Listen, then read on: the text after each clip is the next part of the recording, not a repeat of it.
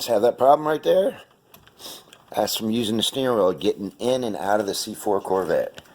It's not the way you get in and out. There's a fix for that. Today, I'm going to be showing you how to fix that. If I can find my part. Where's my part? It was right there.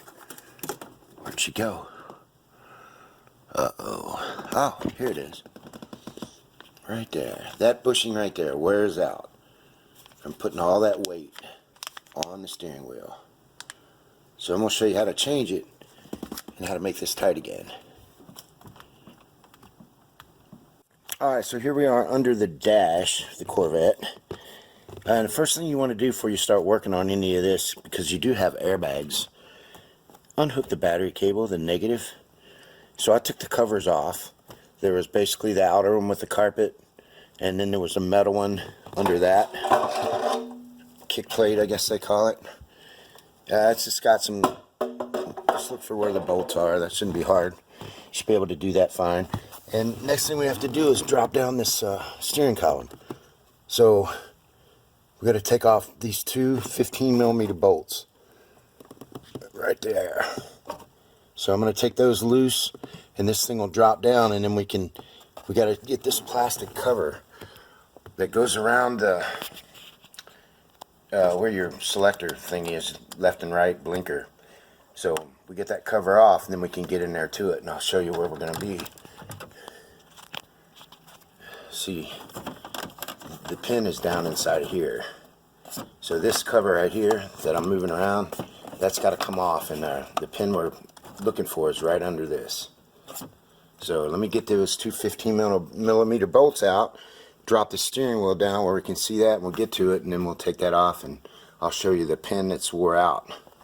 It's actually not the pin, it's the housing, but you got to put an oversized pin, and that's what we bought for it. I should have pulled this off first. The thing that you pull to make this steering column tilt, there's actually a little slot on it. Smallest wrench I had was a 6mm. It looks like it's a 5.5 though, but anyway, the 6mm was able to unscrew this out of here, and you can see the pin that we're about to change. Let me see if I can get down here better. Right there.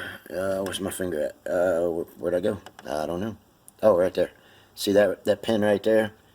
That's the one we're going to change. So the pin doesn't wear out, but the inside the bushing does, and it basically causes movement right there. I'm not going to move it around much because my steering wheel is not attached. So basically I got to get a screw in there and pull that out. I might have to use a slide hammer. I don't know. It might be loose enough just to pull straight out. I don't know. But I'm going to have to get a grade 8 bolt because I don't want to break the bolt off in there, because if I do, it ain't going to be no fun trying to get that out. So I definitely got to get something that'll screw in there and stay in there and pull it instead of breaking off. So that's what I'm going to look for right now. And what I did, I found a screw that would fit in it, and I put some washers on it. And you can see where it went right there. Pulled right out of there. And so I used my slide hammer with these little hooks on it, and just a couple taps and it was out. It was that loose. They shouldn't be that loose, but they are, because of people using in the steering wheel to get in. So that's the old one. Here's the new one.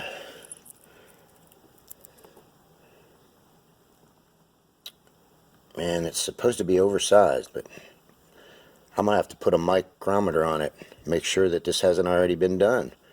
You never know. Maybe this isn't going to fix it. We'll find out. I got it flush. You got to hit it pretty hard to get it back in there all the way in flush. And what I used was little small extensions with the 10mm socket in it, but I used that side to go against it.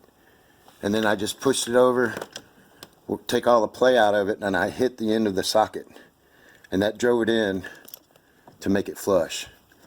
And hopefully it feels like it fixed it. When I measured it, there was like thousandths of a difference. I mean, it wasn't much at all. But they said that should be enough to fix it. We'll find out. There's also other issues that can happen in here. Something about some bolts that get loose, but I don't know about that. What I'm going to do is go ahead and put it back up and see if it helped or not.